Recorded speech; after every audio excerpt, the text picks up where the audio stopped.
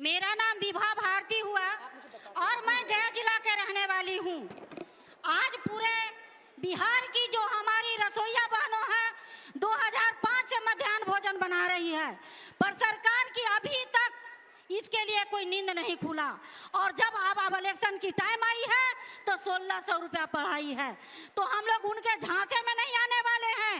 इस बार जो हम लोग प्रण लिए हैं कि इस बार इनकी सरकार जिस तरह से हम लोग प्रतिष्ठा के साथ बनाने का काम किए थे उसी तरह से इस बार उतारने का भी काम करेंगे, क्योंकि 2,28,000 रसोइया पूरे बिहार की है। एक चीज और है कि अगर जो जिस तरह से हमें सरकारी कर्मचारी का दर्जा नहीं दिया जाता है और जब रिटायर करने की बात आती है तो ये कहते हैं कि आपको 60 साल में रिटायर कर दिया जाएगा। तो हम सरकार से पूछना चाहते हैं कि अगर जो आप सरकारी कर्मचारी का दर्जा दिए ही नहीं तो आप 60 साल में रिटायर करने की बात कहां से लाते हैं।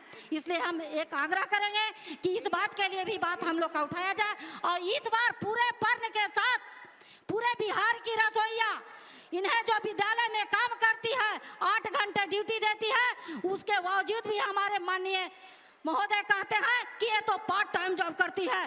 तो इसके लिए हम लोग पूरे विरोध के साथ विरोध प्रदर्शन करेंगे और घर घर जाकर के इस बार बदलो बिहार बदलो सरकार का जो नारा है वो पूरे जोर शोर से करेंगे, क्योंकि ये अंधी और बहरी सरकार है।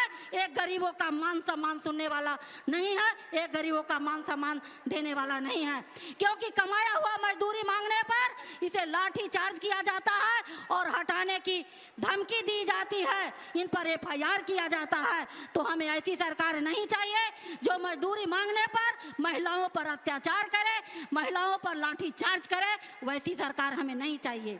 इसलिए हम एक यहाँ से आज प्रण लेकर जाएंगे, एक शपथ लेकर के जाएंगे और पूरे हम लोग बिहार में इस बात को फैलाएंगे कि हमें ऐसी सरकार नहीं चाहिए और इसके लिए हम लोग पूरे जोर जोर से लगे हुए हैं। बहुत बहुत धन्यवाद।